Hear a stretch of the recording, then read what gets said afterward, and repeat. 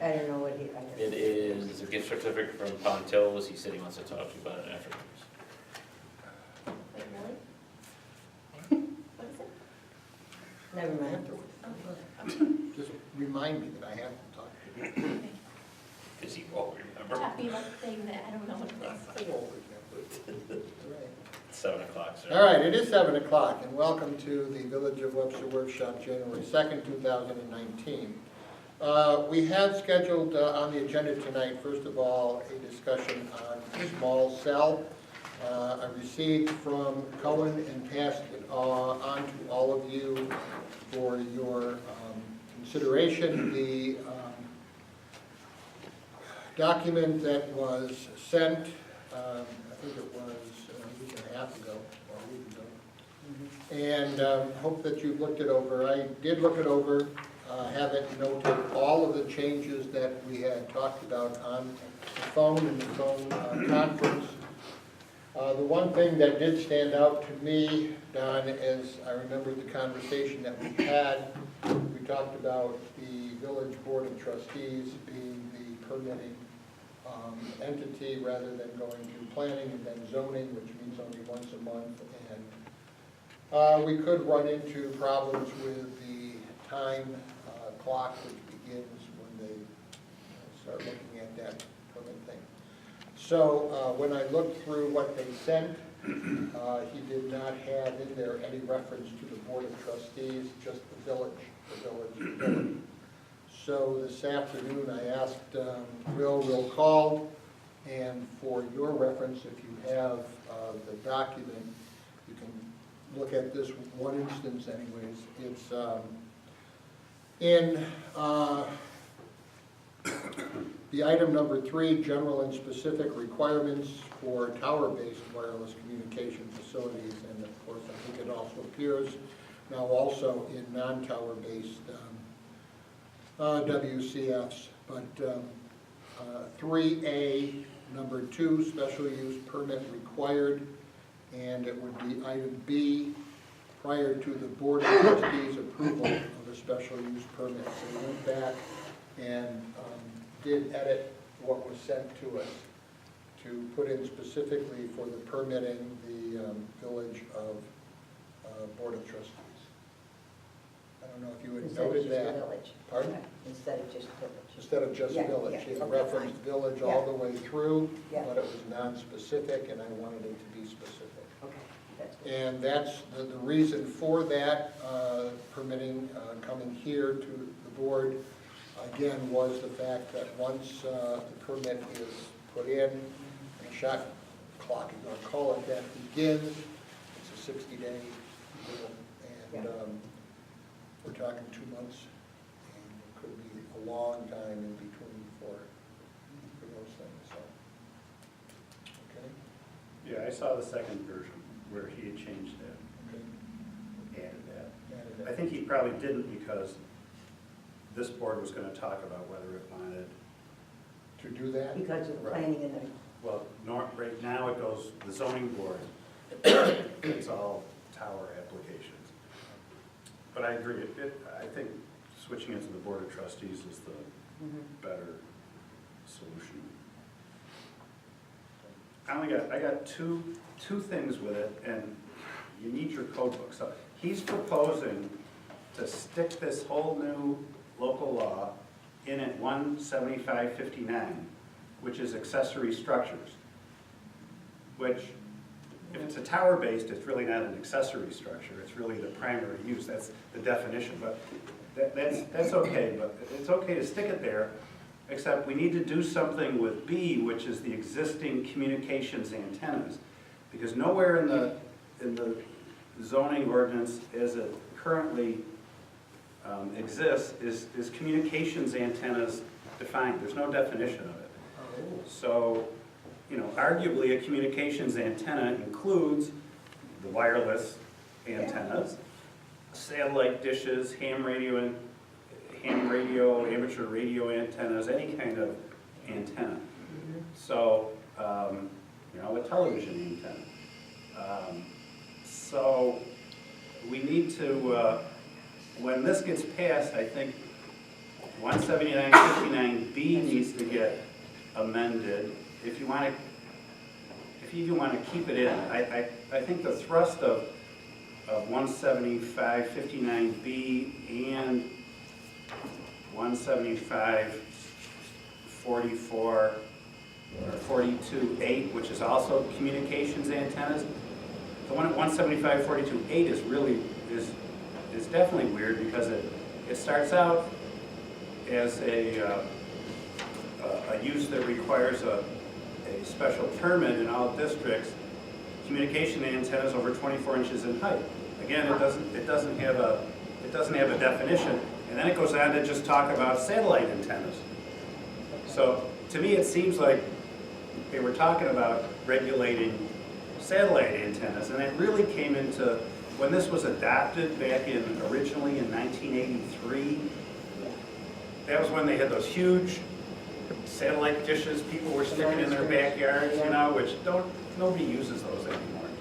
And now it's all the little ones, which I haven't gone up on my garage roof to measure the DirecTV antenna. I'm not sure if it's probably bigger than 24 inches. I don't know where the 24 inches came from, but that's pretty small. And I don't think any of the Dish or DirecTVs are 24 inches. No, so we need to. Personally, if you even want to regulate satellite antennas, you got to redo that whole section, or those two sections. Or do you really need to regulate them at all? If you want to, you could just eliminate it. Who's buying those huge satellite dishes and sticking them in their backyards? No. You probably can't even buy it unless, you know. No, I say they're regulated. Sure, absolutely. You know, and it also talks, you know, then it, They're getting phased out if you look at the future of communications. well, everything's going to be streamed. They're putting everything in the LTE radio towers now. Yeah, and everything's. They're trying to. Yeah, it's all going to be streamed Mhm. over the internet. Mm-hmm. You know, then the other C1 is talks about, you know, antennas for the receipt and or transmission of radio signals may extend to a maximum height of 50 feet above ground. You know, radio signals. That actually is the section tomorrow, or at the next zoning board meeting. They're asking for a variance for the small cell over on Barrett Drive. And they're saying they need a variance because it's closer than 40 feet from a lot line. But is that even a transmission for a radio signal? It's a telephone signal. It's not really a radio signal, is it? So arguably, I'm not even sure it applies, but you know, they're coming in, so. But that's why you need this new one, because arguably there's really nothing on the books that governs cell towers in the village of Webster. But I think you really need to look at 175.42.8 and 175.59 capital B and see if you even need those. When the original draft of this from the Cohen Law Group, they proposed just getting rid of it. They did. But I think Jake and Will said, oh, it's on the books, let's keep it. But if we keep it, we gotta change it a lot, because this 24-inch thing is, they're all over 24 inches. So that means anytime someone wants to get DirecTV or Dish, technically they were supposed to have gone before the zoning board and the planning board just to get, you know, DirecTV in your house. Which, nobody's ever done that, I don't think. So I think the way Will is interpreting it, he's not including, you know, the personal little dishes for TV. Well, then it sounds like we really need to readdress this whole thing. Well, Not the whole thing. not the whole thing. The second version that they sent it is good, but it's just where it gets plugged into the zoning ordinance. We need to do something with the existing stuff. Because the existing stuff is, if it just is communications antennas, well, and there's no definition for communication antennas. Well, isn't a cell tower a communication antenna? Isn't a small cell tower a communication antenna? So do they have to comply with both sections or just the new one? So you gotta do something with it, because it's confusing to leave it in there the way it is. And so the question is, does the village want to continue to try to regulate satellite dishes, which is really the main thrust of all, if you look at 175-42A8. So, but we need to do that before this gets adopted. You gotta decide what to do with the existing stuff. Because we could just kill it and just make that part of the same local law, to amend the local law by repealing those sections.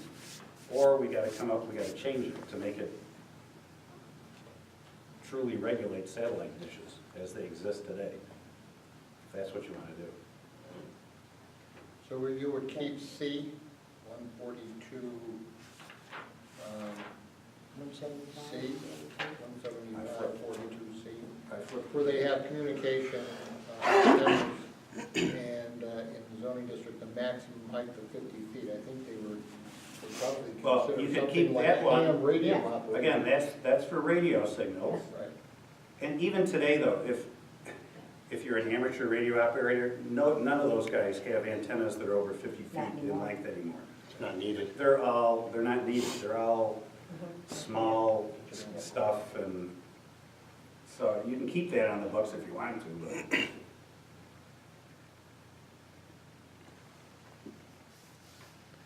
But we need to make sure that, you know, if you're gonna keep C1, define communications antennas as strictly to receive, you know, radio signals or something, so that it doesn't include cellular signals and. Well, regardless, it's all radio frequencies. They're just different frequencies. Whatever, so then that makes it. Because then all that cell makes phone it- towers are is giant radio towers. They produce a higher frequency radio signal. We didn't open this section up to the. Just saying. Well, that makes it even more confusing then. Yeah. So, because the new ordinance, cell towers can go 125 feet. Here it says the maximum height is 50 feet.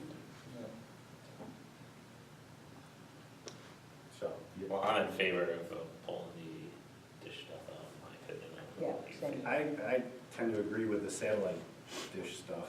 It's whether you want to look at that one that Daryl just pointed out, that I think the point of that one was amateur radio operators. Yeah, I think so for that.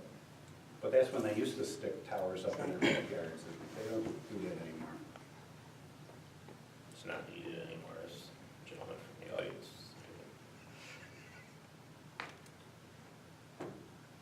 So then the only other thing that when I went through this,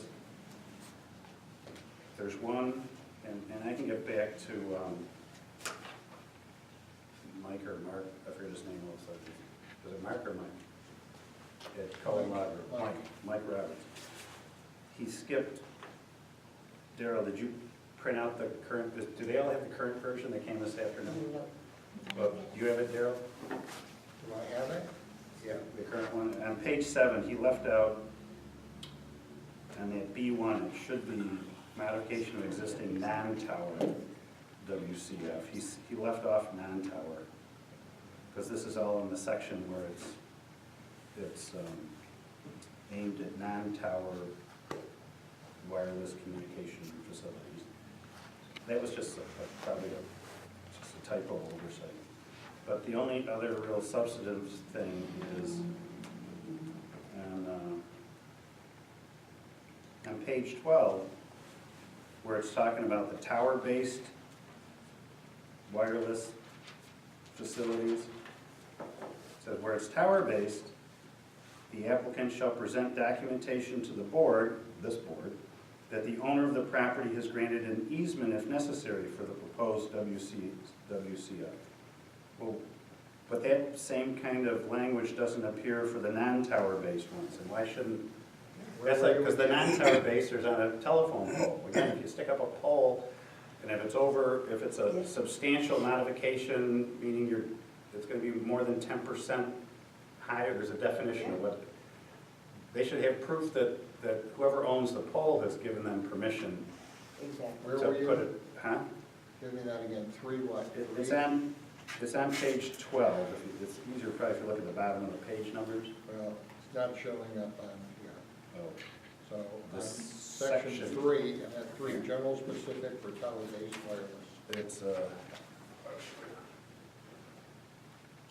something. yeah, it's the general and specific, it's 3AE.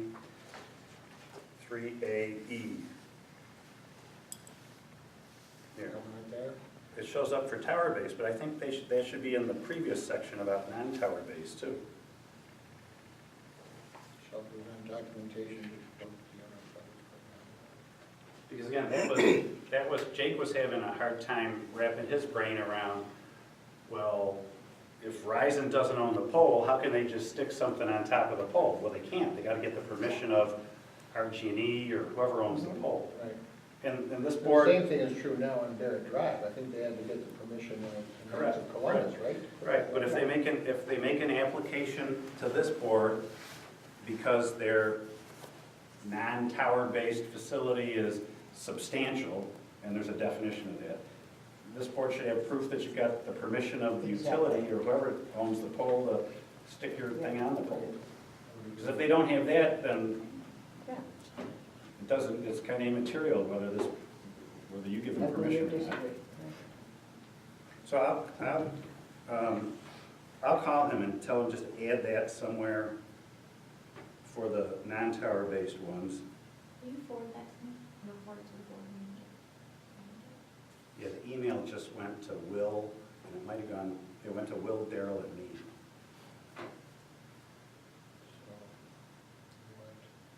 So, you mean this latest version, that you're saying?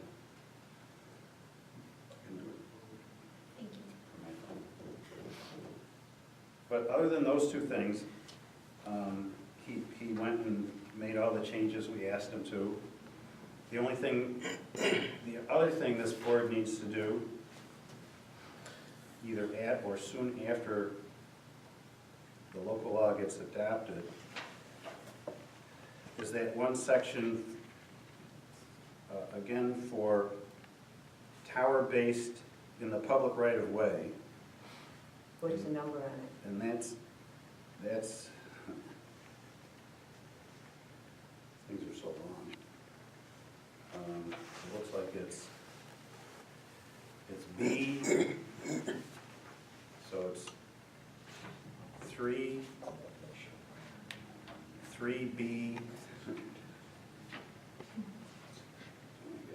no, 3C, 1C. It's on page 20, but you don't have it.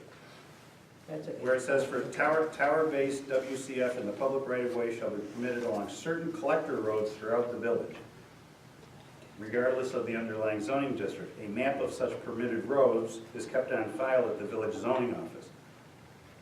So you gotta pick out which village-owned streets, because you don't have control really over county or state roads.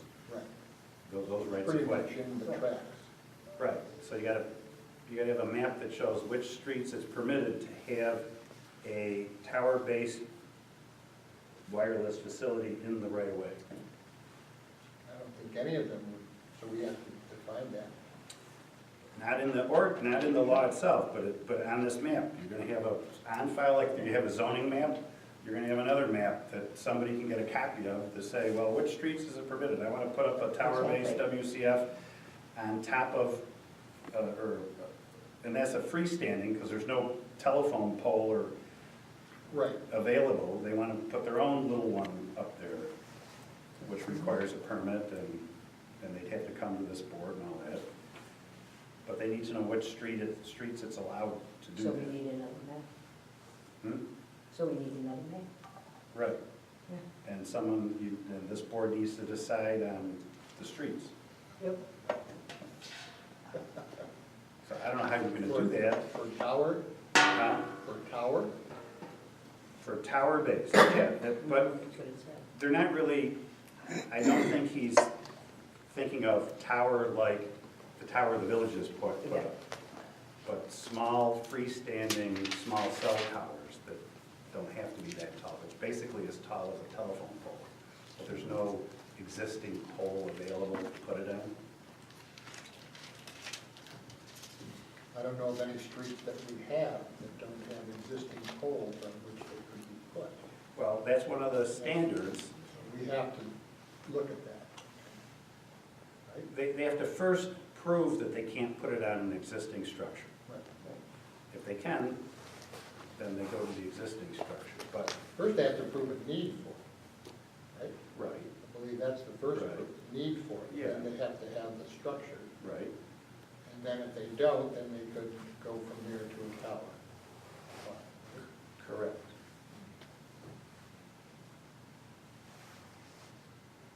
But if you're gonna keep this in the ordinance, you gotta decide which streets.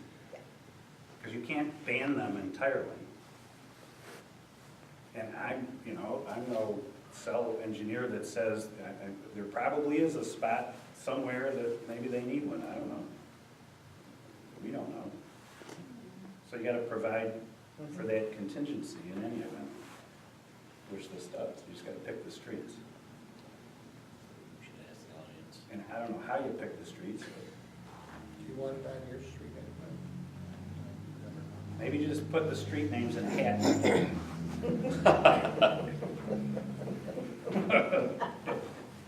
Go every other street, I don't know. Yeah, I don't know how you figured it I out. don't know how I you're don't gonna do know. it, but I'm just saying that's in here, so at some point you gotta do this map. So I'll have him make the two changes that I saw, and unless there's any others, you could put this on the next board agenda for a resolution to set a date for a public hearing to consider the local law. I'd like to do that. How long do we need in between? Just have notice? It's gotta be 10 days. So if we get it next. Well, technically, the final version of the local law, which we don't really have yet, has to sit on the trustees' desks for a week. Then after the week is up, you can do the resolution for the public hearing. No, just to set it. And then it's 10 days after that. So, well, you could still do the resolution by next Thursday. Because by the time the hearing would roll around, you would have had it for the 7 days. Okay. And I'll call him tomorrow. He'll make those couple of changes, and he'll probably get it to me tomorrow. And then I'll send Okay. it out. We can email it to everybody, and then you've got it, and that starts the 7 days. Okay. So we need to decide, But we also need to decide what you're gonna do with the existing. right, and where it's going, this is going to fit. Well, I think where he's got it is okay. It's 175 under accessory structures, 175.59. The question is, are you gonna keep B at all, or will this become B instead of C? Yeah. Because again, that one's for communications antennas. Well, it says less than 24 inches are permitted everywhere. Over 24 inches, you have to go to the zoning board. Yeah.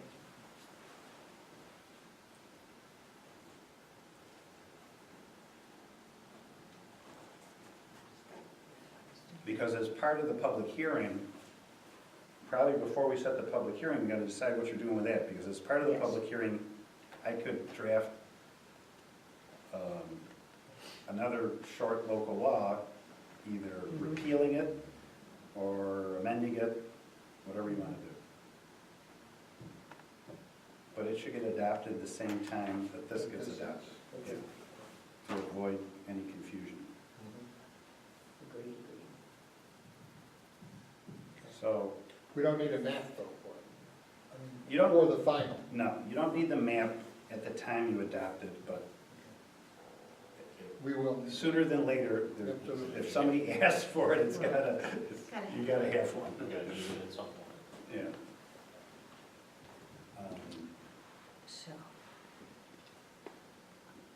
So, you just, someone needs to get a hold of Carl and Al and tell them to look at the existing things, and if they're, as, you know, like Jerry says, just, if they're okay with not regulating satellite dishes, we can get rid of that one, then we're only looking at the radio antenna one, and I don't really know if you need that either.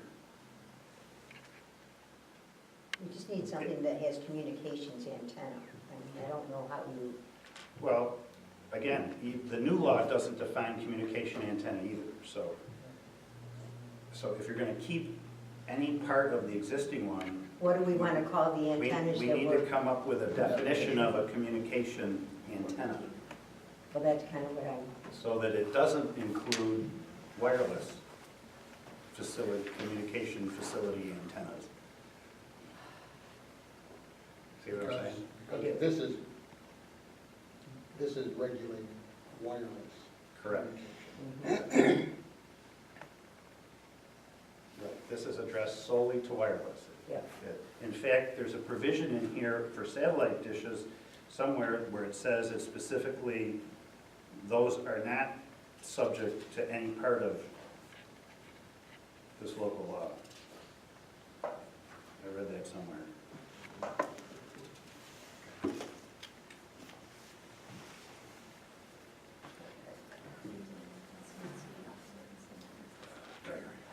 Yes, yes.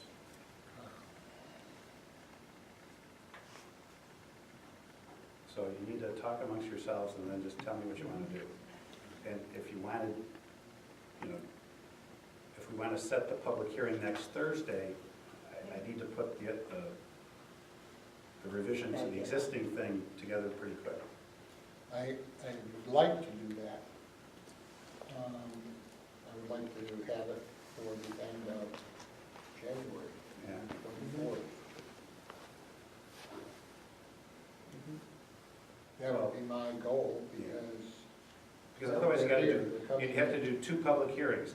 One for the repeal of whatever, or revision to the existing one, then another public hearing, if we don't do them together, you know? And how long will the public hearing have to be posted? 10 days notice. It's gonna be published. I just sent it to you. So I guess I'll have it at home this one. Like before the vote? Not for the second. I've got the old one. I guess the old code. Just 10 days before. So you listen to it.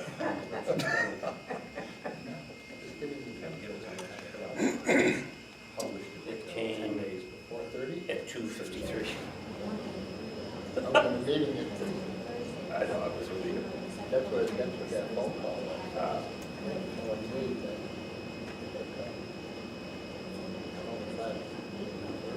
No. you would be included as a donor. Sorry. Mr. Mayor, Yes, I don't think there'll be enough time to have it. We need 10 days, 10 days prior to the public hearing. Has to be posted in the paper, and because our paper is only, our designated paper is only weekly on Thursdays, I don't know if we have enough time for that. there was publication. I don't know. So if we, you know, so, We could do that. right. Yeah, So if you wanted to have the public hearing on the 24th, the notice has to be published by the 14th. Except you're not taking the resolution to even set the public hearing till the So we 10th. can't, yeah. And there's, the next Herald would come out the 17th, and that's not the right notice. So you really, the earliest you could do the public hearing would be the first meeting in February.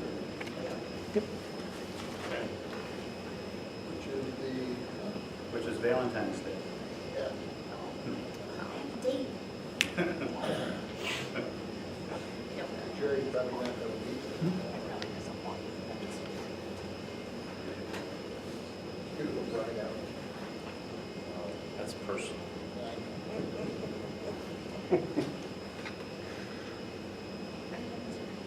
right. On the But we should So, still. well, we but can we still should- set it. We should still take, you should still take the resolution to set the public hearing. Yes. On the 14th. And we'll set it next week on the 10th. Correct. Right. Or the 14th of February. Right. By then, we will have it, we'll be in its final form.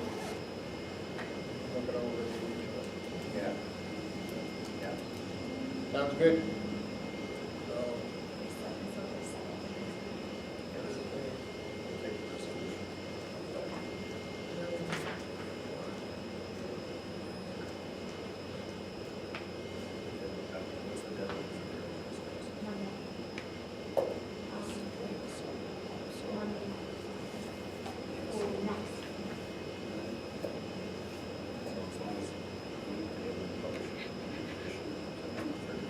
all right. So, thank you, and we'll do that. We'll have a chance to look at the final, or at least the revised copy, decide where we're going to put this, decide also whether we're going to pull out. Pretty much have decided satellite.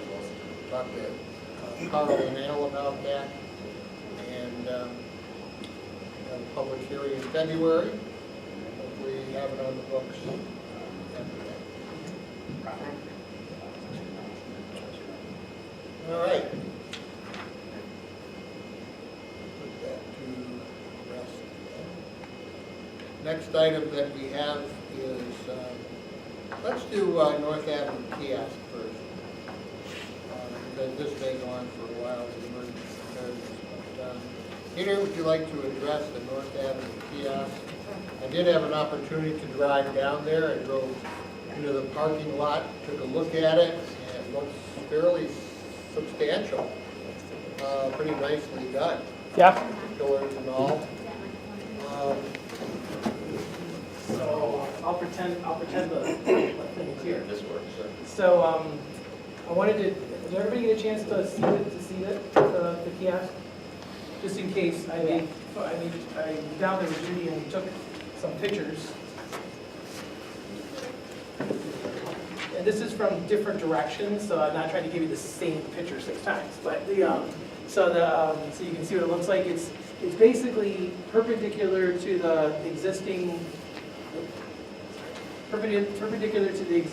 trail, and it is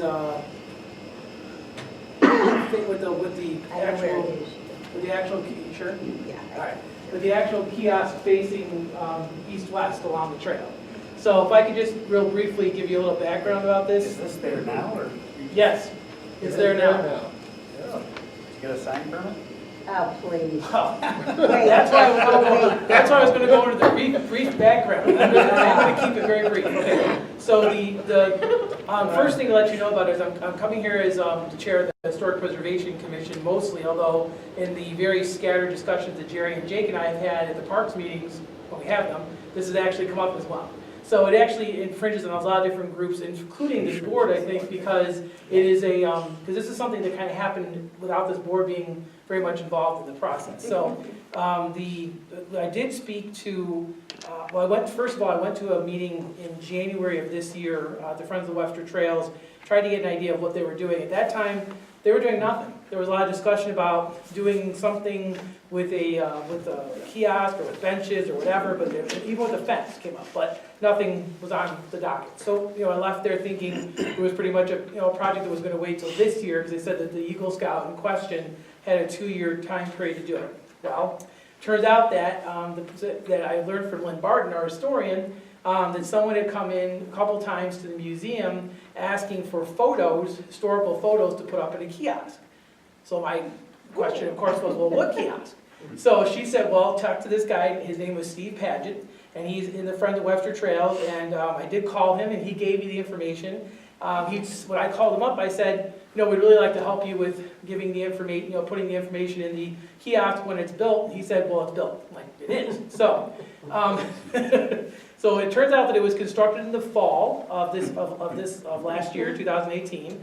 It was constructed under the direction of the Friends of the Webster Trails, and it does appear to be in the RG&E right-of-way. So having learned from Steve about this project, I called Judy up, we went down together, looked it over and took some of the pictures you see in front of you. The next day I called Jake, who seemed to not entirely know that it was necessarily going to be there either, and he and I talked a little bit. And first thing we wanted to, he said to me, which I think is absolutely right, is want to thank them for doing anything at all. We just feel that it might have been better if there had been a little bit more discussion with the village, that's all.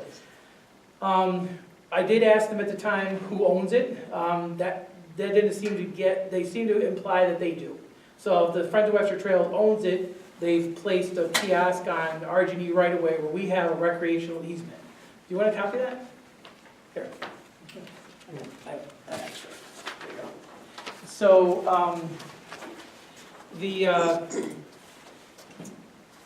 so what I did speak to him, I told him that what historic preservation would do was by around January timeframe, our meeting late January, we'll try to collect some photos to do the railroad, about the railroad in the North Avenue area. But having talked to Judy and a few other people, that does call into question the whole idea about the design. This is a trailhead kiosk. It's not just some sort of random structure put up somewhere. So it probably deserves a little bit more planning. And so that's really what I'm coming here tonight about, is just asking you what your thoughts would be. Historic preservation is more than willing, I think, to put together whatever you think would be a good general design for that. But, a couple of questions come to mind is, one, what would we like to look like? Two, is it actually in its final form? When I spoke to Steve Padgett, he suggested that the actual facade is not necessarily where it needs to end. We could add other wood to it, so there's other possibilities of doing more to it. The third thing is, what about the changing of the design itself? Like, what if we want to put new stuff in it? If they own it, how do we make sure we change it? Fourth thing is, if we do put something in there, how does it stay protected? And then how do we get access to it if there's damage? Like, who's responsible if someone one of the ideas that's come up is, what about a nice historical mural? Which a lot of municipalities do, they have like murals and that. So that panel would be a mural, say. Well, let's say someone defaced it, who's responsible for it, being taken care of, reconstructed, that kind of stuff. So there's a little bit of responsibility that I think might need to be worked out as to who's doing what here. And then the fourth thing is something that Don, I think, was talking about, was intimating here, which is, this is sitting on RG&E's right of way. And we have a recreational easement, but, how did they play into this whole thing? So I did talk to Jake about that. His point was that we seem to have a broad amount of authority over that recreational easement, but that doesn't necessarily mean that we don't have a responsibility to let RG&E know it's there. So I don't know, I'm not sure exactly. I remember reading that easement, but I don't remember exactly what the nuances of that. So there's where we are. So I placed it in front of you only to ask you, what is your opinion on a plan for it? How would you like historic preservation to proceed? We can come back in February, or right after our meeting, I can come back to the next workshop and give you a gist of where we're at and what we would suggest, and see what your feelings are. But clearly it's there. The structure's present. We probably can't get rid of it, even if we really wanted to. And it's about a 4x6 piece on both sides, so it's pretty big. Is it nice? It is pretty good. Yeah, it's not bad looking. I think it would be fine, but it's sitting out all on its own. When we first had planned this, we still had the baggage building. And so when we had worked with the developers down there, we were going to put up a kiosk, keep the baggage building there. They might have even used it for garages or whatever, but we were going to have the history of the village, the trains, all of that. And then we, of course, couldn't find any place to put the baggage building, so then all of a sudden there's a kiosk, and it's just out in the open all by itself there. We were going to have benches and things, because it's a walkway. So is Will gonna go back and We've collect got to really, the dues, Sorry, say again? collect the permit dues? I don't know, that's the thing, I don't know enough about, I know village code pretty well, but I don't know enough about how we look at structures and how a structure is when it gets placed on a right-of-way, in effect. It's an RG&E right-of-way, it's RG&E's property, it's our recreational easement, I don't know how that exactly works. There's just a lot of things they did. Yeah. And- it's and just- the other- Stakeout, you gotta do a Yeah. stakeout. Well, Jake had mentioned that too, there were no Yeah. stakeouts done for it, and the other thing, like I said, we really don't have, the village does not, as far as I know, and it's certainly not the agreement I ever saw, there is no agreement that we have with the Friends of Webster Trails about about that trail, No. the Hojack Trails that comes through the village. They do, I believe, have an agreement with the town of Webster, but that would govern the trail in the town. I don't believe the village, at least as far as I know, ever signed I don't an agreement with the remember Friends of Webster anything. Trails, the section of the village. Yeah. So, no, that would be, Does it even belong? and I will point out, and I So talked to Judy and Carl about this too. Yeah, What's up to mortgage? There's a very important distinction between the Hojack Trail and the town and the village. In the Yes. town, it Yes. tends to be sort of a dirt trail, well maintained by the Friends of Western Trails. Yes. But as it comes into the village, it turns into a different kind of trail, because suddenly it's Yeah. not so much, dirt, it's kind of paved almost. yeah. I mean, there's like asphalt filler, Yeah, so it's a very we're- different type of environment in terms of a trail when it comes into the village. So I just wanted to point out that maybe that's one of the pitfalls here. We don't have an agreement, if we want one, with the Friends of Webster Trails about maintaining this, as far as I know, at least in the village. And then that would help the question of who's responsible for the kiosk, the design, the maintenance, the defacement, because, inevitably, something's gonna happen to it. It's, so, Well, do you know how well it was put up? Like, I don't, how It, things, if it was safe? it looks I don't. quite substantial. I mean, it Yeah. really Yeah, is, it looks but, pretty good. but it looks like, that's why I said, what about the maintenance? Who did they ask even before they did this? there was an offer made, the Friends of Western Trails did ask if we'd be willing to place some of the original depot wood on it, so the Friends of Webster Historic Preservation, which I chair, did Yeah. agree to give them the 16 square feet of wood, but we didn't hear anything. So Yeah. we never had the opportunity to actually put any of that trimming on there. So I will tell you, that's not part of it either. Not that it couldn't be, I mean, there's obviously places. Oh, where there's just- more that could be done. There's more that could be done. But it's just out in the open with nothing around it. And it's Mhm. not like it's a place somebody's gonna stop and look at. Is it So as far as you know, So I the Friends of Webster Trails through an Eagle Scout project, that's how this got there? Yeah, actually, that's very much what I know. And yeah, I spoke to the gentleman who was in charge of the Eagle Scout, who was on the Friends of Western Trail, so I believe that's an accurate. They do that pretty So, often so in the, parks. so They just put stuff up. do the Friends of Webster, they believe they own this? That's what he said he believes. I said, who do you think owns it? He says, I think we do. No, a lot of thinking going on there, but, so. Well, probably RG&E owns it, since he stuck it on Well- RG&E's property. And it looks like it's a fixture to me, that it's affixed to the land, so. it is It must be. definitely I a mean, thing. those are really- footers. RG&E So- Oh, really big, owns tough, it. deep. And they should have gotten Yeah. again, I haven't read the easement with Mm. RG&E in a while either, but I don't think it talks at all about, well, maybe it talks about signage for the trail. It may be part of the recreational easement, part of the thing, where it talks Maybe. about enhancements to Well, the, we had a difficult time with we'd have to RG. read it we do, we have to read it again. So. Because no, Because it is a permanent, it is a Well, I'm relatively just trying permanent to- structure. I'm just. Not relatively, I don't know, it's I'm just permanent. trying to think, along the rest of, Oh, you can. I don't think there's another one of these kind of kiosks along any other part of the Right. Hojack Trail. I, Going all the way to Lake Road. There's something hmm, in the parking lot behind North Ponds. There There's is. something Yeah, very there similar is, to there that. is. But we don't- there but is. it's not- I it's not think the clear. town, yes. I think the town put that one there and it's got the rules and regs for the park, because it's Yeah. like a park entrance. But it's also not clear whether or not that's on, I don't know where the If you go- exact if you right-of-ways went- are, that could be on the town If property. you went across the street, Orchard Street, to Mhm. where the Birdsong Trail starts, Mhm. Yes, there's another one of these. yes, And then, That's on the town's property. well, obviously, but I'm saying, they all look the same.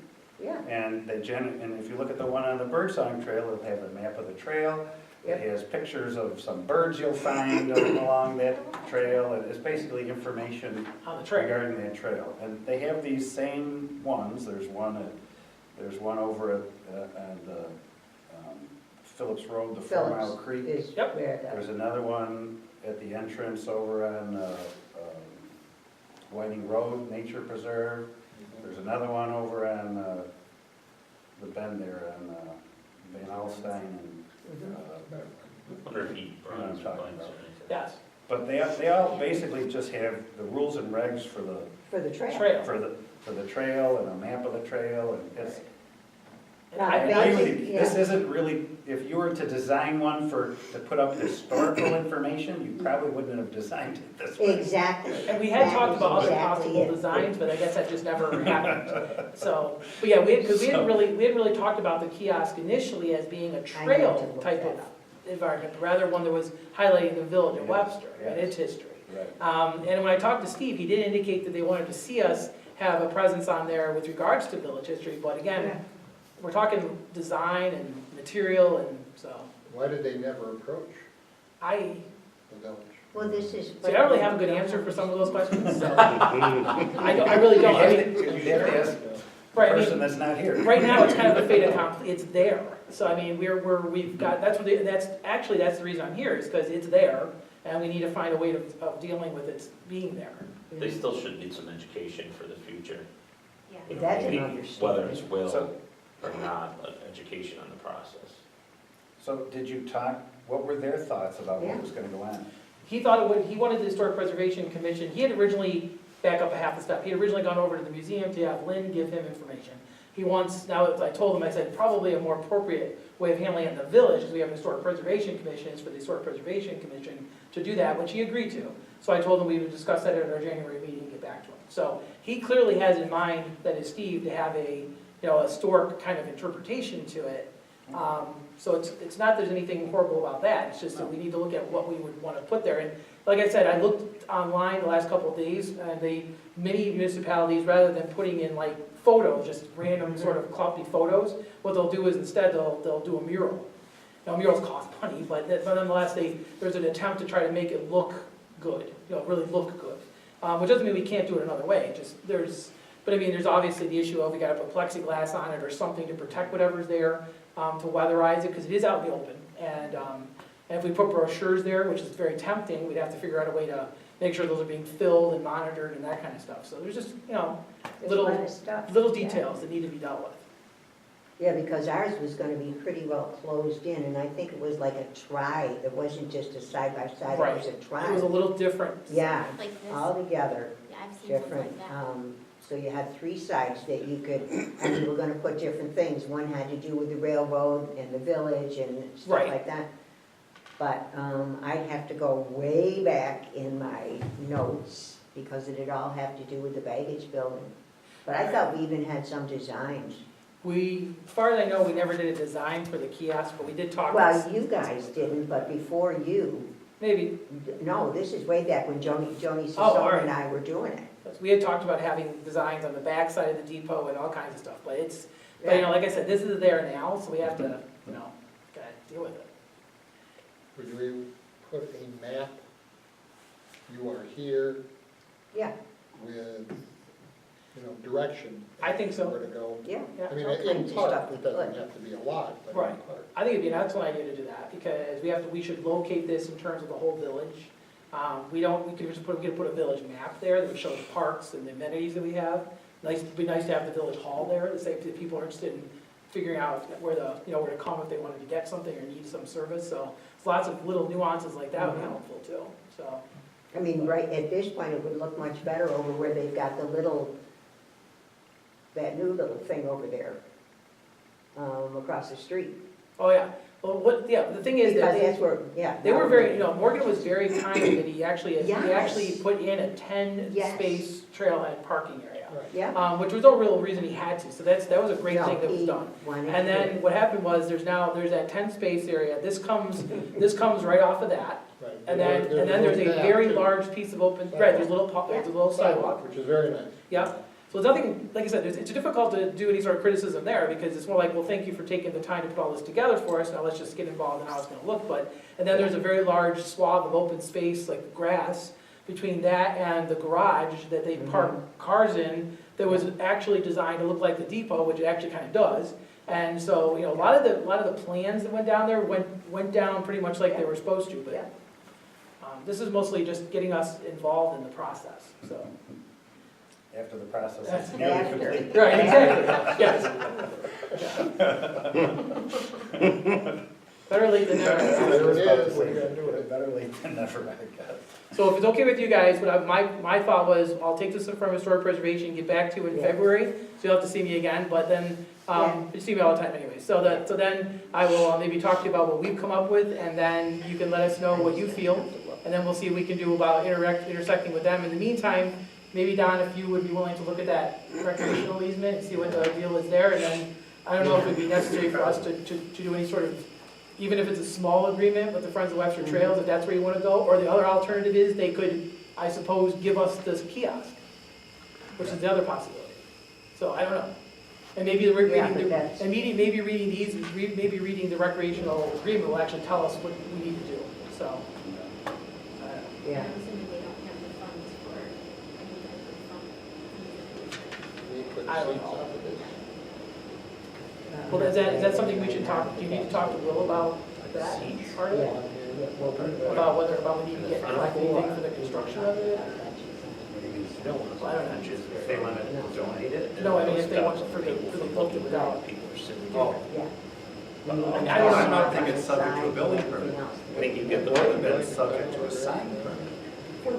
The definition of a sign in the village code is very broad. Couldn't believe. Any material structure, any structure, blah, blah, blah, blah, blah. Box or on the bottom. Oh, so maybe it would be like. Composed of lettered or pictorial matter, Shining up at the kiosk. or upon which lettered or pictorial matter is placed when used out of doors. Okay, There. And then it says, which is in the nature of an announcement, direction, or advertisement.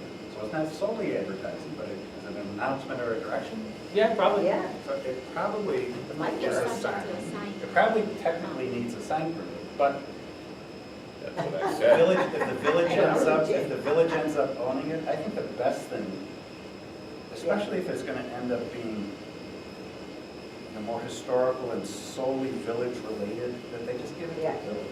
Yeah. Because that's not really part of their mission. They're the trails, they're more, Trails. the I know. trails. And they're not gonna have to maintain any part of this trail, like you said, because of the nature of the trail. It's It's not different. like it's wooded, it's not, they don't have to cut anything Right. to open the, yeah. They're better off just, Yeah. they don't have to worry about maintaining it. If they just gave it to the village, or gave it to the Friends of Whatever. Webster Thank you very Historical. much. and yeah. Somebody needs to be ultimately responsible for all the things that might or might not happen to it. That's the thing that's probably Yeah. most important. That's bothering me. And they need to be in a position where they can figure that out, because like, we all go past that. I mean, I'm sure all of us go down North Avenue probably at least a couple times a week, and so it's not very distant for us, but it might be more so, for someone that's located in the town, maybe. So, I mean, it might be something, that might be something to look at too. It's gotta be looked at and looked after. Anyways, well, thank you. Thanks, Peter. You're welcome.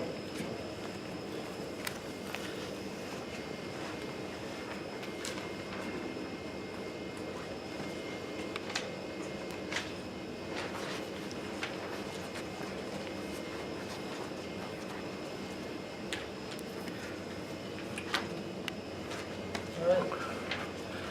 Item number 3. Or actually 2 now. Preparedness, emergency preparedness and current policies. I took a look at our policy handbook. We have one listed as 613, emergency situations. And basically, it is a weather-related, although it does have in here other emergencies developing. So in the event that extraordinary weather conditions or other emergencies develop prior to the beginning of the workday, the mayor or designee may authorize the closing of non-emergency operations, or extraordinary weather conditions or other emergencies develop during a workday, the village mayor or designee may direct that certain employees who perform non-essential services work. And then it goes on to talk about the effect on compensation, exempt versus non-exempt during work, whether they leave or not, getting paid, part-time, no, prior to reporting for work, such as a bad weather event over the nighttime or something happened during the night, not before. So this is it, very limited. It does specifically say in here, the village mayor will initiate notification of all affected employees to them if determination is made to close operations prior to the start of the workday. Well, we probably have had a few of those, and I have no list or nothing that I would immediately send out to all employees. So if we're going to use this, I guess that has to happen. That I was not aware of. But I think it goes beyond that in terms of the things that we're looking to do, right? And consider. Well, depends how big you wanna go with it. Well, that's true. That's true. And I know that Carl had this pamphlet on communicating his crisis, how preparedness leads to successful crisis management. He's looking here, I think in this, one of the main focuses here is communication, and a lack of preparedness. Then going through, of course, as you are thinking about being prepared, one has to think about the different types of emergencies, certainly, that can arise. Identifying them, and then all of the things that go along with it. And in here they talk about disaster challenges, where it occurs, threats to life or property, organizational size, the jurisdictional boundaries, whether strategies used, tactics used, policies to follow. But And it's always, emergency processes like this, emergency management, it's always ongoing. So you don't look at it once and stop, it's ongoing. And I've done a lot of training around this, and I was telling you earlier, there's really 4 phases of emergency management, which is mitigation, right? So that's the first one. I should have sent this to you guys, but that includes activities that prevent emergencies. Then being prepared is the second one, which includes what you're talking about, making sure we have policies and processes, how we're responding, is there trainings, is the staff aware of it? The third one is the response, so now it's the response to the emergency. What are actions taken by the village, you know, and then the fourth one is recovery. So how well do you do in an emergency? And how do you recover from the emergency? So if that 60-mile wind took trees out all over this village and they're everywhere, what is our recovery process to get it back to normal for everybody? So if you use those 4 phases and plan that way. And you've got a base, you've got a paper on it, the book, you can send it. to Yeah. us. Because that would be good to read. I read this over, and then of course I looked at ours, and it's, all it has to do is whether you're working or not, and whether you're gonna get paid or not. It just doesn't really tell you anything. But we And talked. with the world the way it is right now, we really need to be looking at some of these things. Yeah, I mean, and what are the emergencies? So we also did, Yeah. at Hillside, I reached out to other organizations not similar to ours, other counties. Yeah, So you can create MOUs, which are memorandums Yes. of understanding. So say we do get some devastation that hits the village area, can we have an agreement to use the YMCA in Parrington? yeah. And this, but you can set up 3-year or 5-year agreements with, you know, other places that would be safe for us, and then you review them every 5 years, but it gives you an opportunity to move people if need be and Yeah, assist in see, that. Xerox did something like that way back when, that we had done that. Yeah, I'd be very interested in reading that. I read this over, like, like I said, whatever we have here is just Right. nothing. And I think in this one here, it is going along with what you had to say, you'll most likely need several intensive brainstorming sessions to detail the threats you might face. They mentioned tornadoes in here, but we have all sorts of people walking in, the active shooter kind of thing, or someone coming in to take the $134 in checks that were, whatever. I had 30,000 hit, Pardon? 30,000 checks.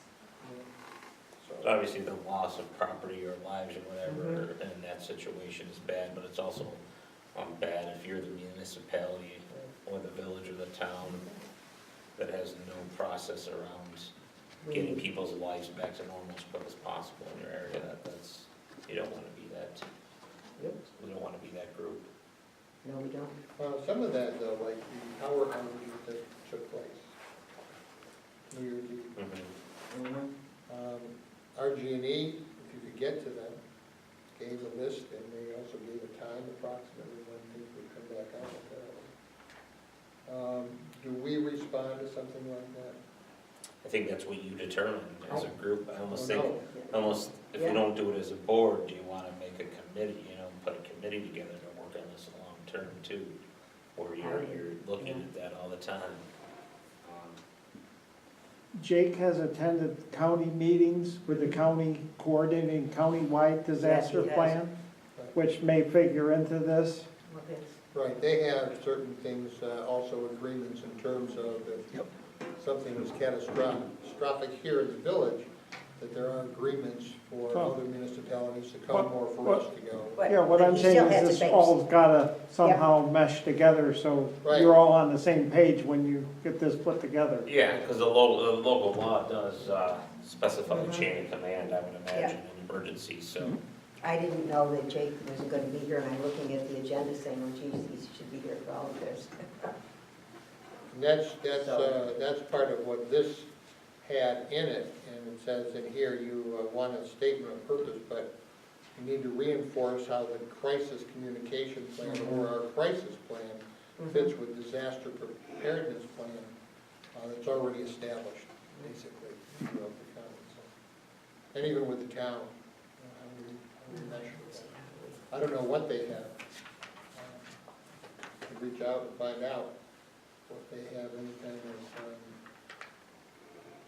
plan beyond what we have. Right, is there an emergency call to action where the village and town get called immediately to a room and you start, I mean, at the Figuring out town a level, plan. you have, we have the fire department that's here, it's its own district, but they have the police as part of the town, so they do have an advantage. But there. Jake should be aware of some of that.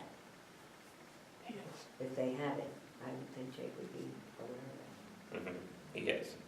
Excuse me, I but the know. board should, may wanna start out, one of the places you may wanna go is the 911 center. They have a room a lot larger than this, which specialists from every area of the city and county come together. The mayor, the county supervisor, and everybody come together and have a disaster center there. It's not just fire dispatch. That's true. It is, they have a major disaster center there, which you may want to tour it. and look into. Daryl, somewhere in the files in the office, there's gonna be a very thick emergency management plan that has been passed at least twice, and that will help you a great deal in what you're talking about. Yeah. Because it actually deals with chain of command, how the mayor figures into that, Somewhere in the Yeah. It files. says emergency. somewhere in the office, Jake attending Yeah. those meetings may. because it's been know- it's been filed. Yes. That's my,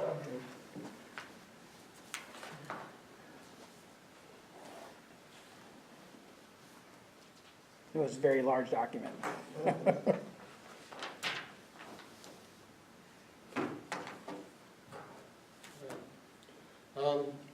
What would you suggest? Like, have a small committee that works on this, that brainstorms, come up with different scenarios, or take one part of the 4 steps and start initializing or initiating? let's take a look at what we have, So, too. yeah, I haven't seen that file, so thank you for bringing that to my attention. Yeah. I'll find it. Or my clerk will find it. You'll find it. Maybe we get that first and go through it, That's what I think too. and whether it's an only topic on a workshop, and we talk through Well, it. see, this is what I. What's our goal? Have you seen it? A long time ago, oh my God, yeah, I mean, we It's- should it's align that- with yeah. the you know, emergency disaster, but what else do we wanna do? So, Mhm. so what else does this village, what do we wanna do for it? Let's see what everybody else has got and what they expect, and Right, how do we communicate? then, yeah, I'll be Yeah, on. maybe we can do that. Yeah, you I might- know that there was, at one time, there was tried to get email addresses from people for newsletters or communications, right? Wasn't that something that was about 5, 6 years ago? I don't. People could give their emails to the village and be on a list if there was something that would be put out and sent out. I don't think many people did provide that, did they? I don't think so, but you do have Facebook now. Yeah, And your Facebook account has got, how many likes? 12. No, No, it's the hundreds. yeah. So, I mean, you do have the ability to communicate to some degree through that, so, it's 360 maybe. Yeah, I mean, throughout this whole broadcast, people have popped on and off continuously. It's whether or not they stay tuned in. Right. yeah. But you could message them, Yeah, no, for sure, you could. so. And nothing's better for emergency management planning than actual training, right? So Yes. if we do tabletop, you can do tabletop events and Mhm. training, maybe do it, mix with the town and do them, but it's tabletop scenarios and you work through the real scenarios and how you would do it. And then you debrief afterwards, and every time you have an incident, you should debrief. So you debrief what we did well, what we can do better, and that's how you continue to grow, but it's a long process. I like it. I like it. I think it was mentioned in that, in here, But and analyzing afterwards. Mhm. But I think you're right, just having a whole meeting that's just this. Let's get as much information as we can first. We'll start with that file, Mm. disseminate that information to. Well, then all the information, I'm sure Jake has a huge amount of that, because I'm sure he's got some of the town information, I know he does. It's got all the county information. Yeah, Very so- things like that. And I think the next agenda item we got a table anyways, right? If Well- Jake has the majority of the information. For the next one, Next Yes. Thursday. I just, and I've heard a little bit about it in terms of weather-related things that delayed, and then there was the problem that they had with the concrete analysis of the pavilion, that they had to move the pavilion, that they had to resurvey after they decided they couldn't put it over a water main, all those kinds of things that caused delay, and more. Two things Jake did tell me was that he said that it was 2 months over, so that caused some of the overages, but he said it was still under budget. So I'm very confused. Well, Yeah, we've got my another- concern, the construction was well under budget. The construction was approximately 911,000 or something like that. And it came in at 840 maybe. So the Wasn't that a do not to construction- exceed price though? I thought the nine Yeah, fifty. we got- It might have been, but, you know, But if it's do not to exceed, they gotta come back and get someone's approval before going over it, correct? well, see, that was my concern to Jake as well. When you read through that agreement, it said that the consultant, which is Blue Engineers, needed to come to the municipality with what they needed to do. The municipality was to set up an agreement. Okay? Yeah, And whether or not, well, as you read it through, however, the municipality,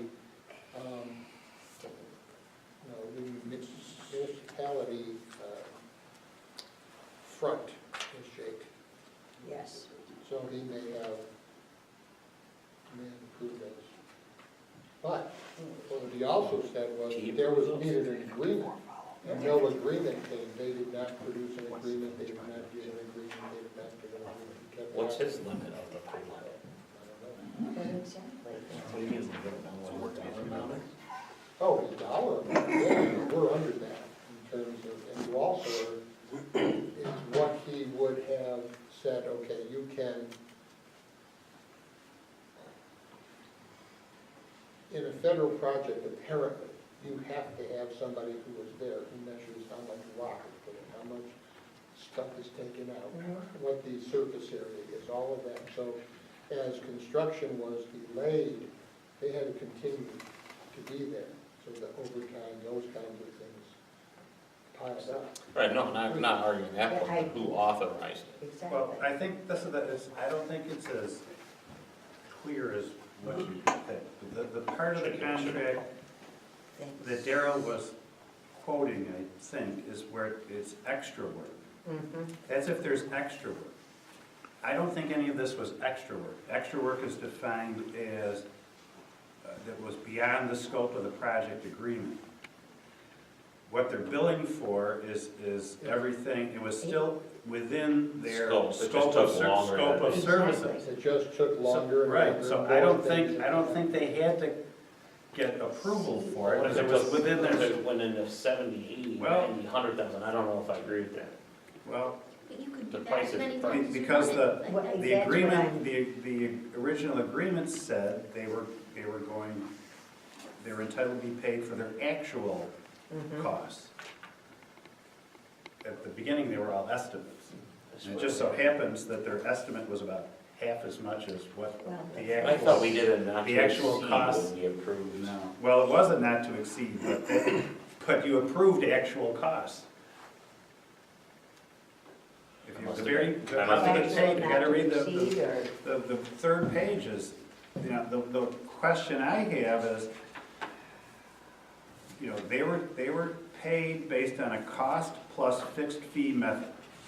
And if you look at in the contract, at least the version that I was in, it's a negotiated lump sum fixed fee, which in this agreement shall equal, and there's a dollar sign and nothing's filled in. It's on page 5. Now, I don't know if you have one where it's filled in, Yes, I see it. but the one I got isn't filled in. No. And how they defined the fixed fee is, it really wasn't a fixed fee, but it's a percentage. Below that, it says maximum amount payable, 78,000.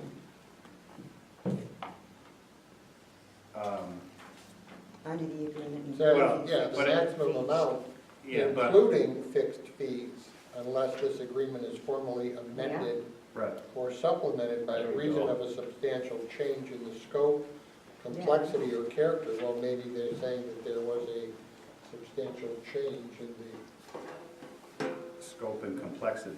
Yeah, But I don't have an issue with that. But it's just, to me, a lump sum fixed fee was supposed to be some set dollar amount. and But get- what they ended up doing was billing it as a percentage. If you look somewhere in this stuff.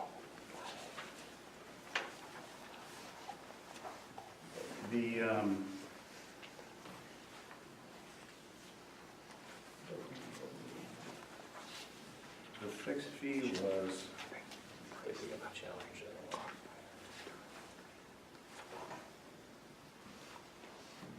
they had the fees at 11%, and they figured it as 11% of the labor costs plus overhead. Well, that's not a fixed fee, a percentage isn't a fixed fee. No, So, no. Did this go to legal before we signed it?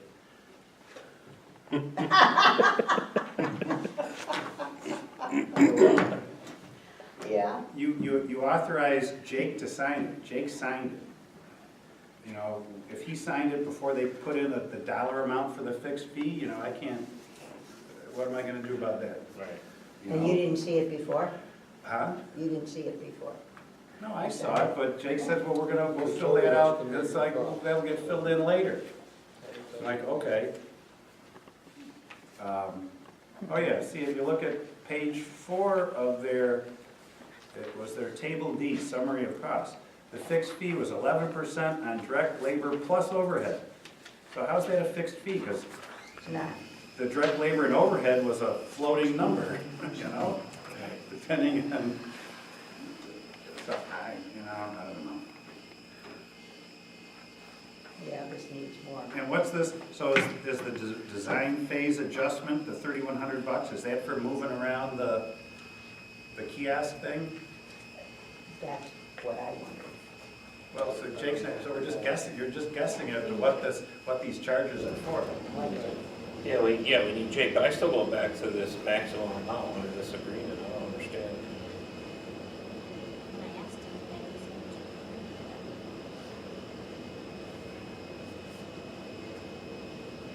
I don't know, I think we just need Jake. Yeah, you're right. It says it's supposed to be $78,000. It's pretty rare. That's what I said.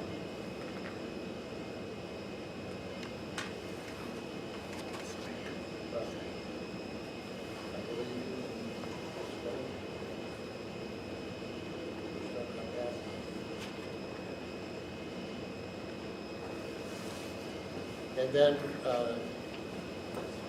that question that came up on overhead, 150%. And their page 3, I guess, which is 111, or 16 months. So I don't know where that came up. I don't understand that whole labor and overhead adjustment.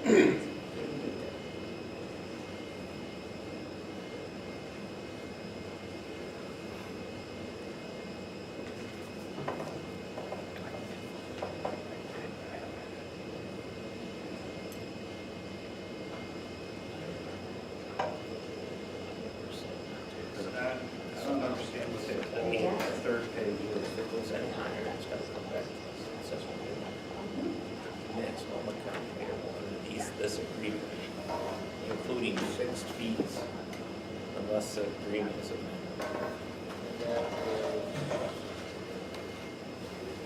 So as Don was saying, they didn't change the scope of the job or the complexity of it, so it shouldn't have changed. Exactly. Shouldn't see, if it took them longer to do the job they estimated, that's their problem.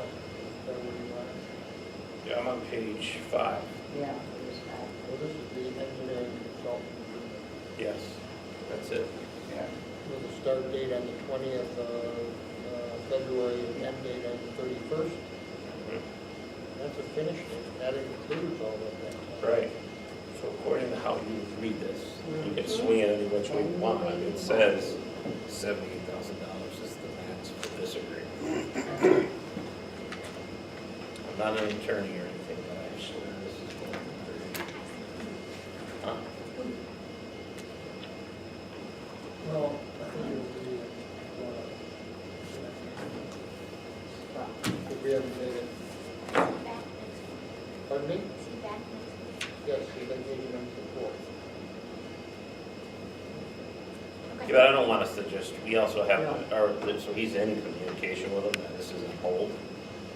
He is aware that we did not pay it, and I told him today we tabled it. All right.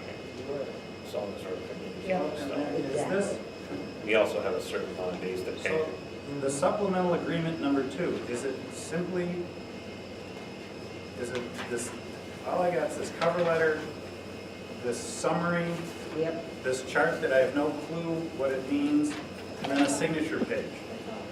How is that an agreement? Seems like it's missing some pieces. It seems like it's missing some pages somewhere, that's right. yeah.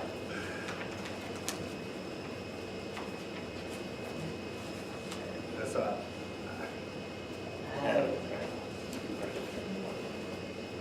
supplemental too.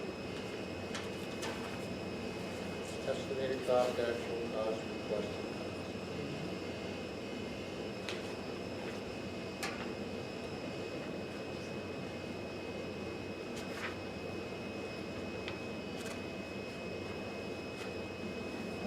And I didn't take out my But didn't we calculator. already pay them for the estimated I cost? assume that number doesn't include that number.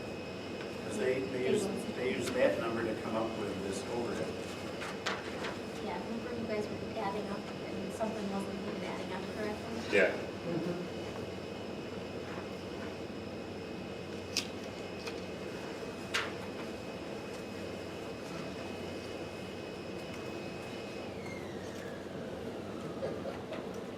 The plane is landed. You can't even blame this on cost. No. Karen.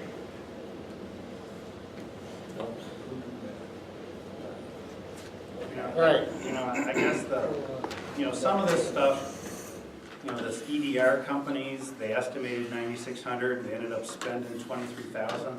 Well, that was because of all the minority business Yes, crap that they were haggling about, for months and months. But whose fault is that? it's not ours. But that's why they want the village now to pay for all of that. Because somebody wasn't inputting something into some software somewhere, so some guy could send it to the state DOT so they knew they were in compliance with all that.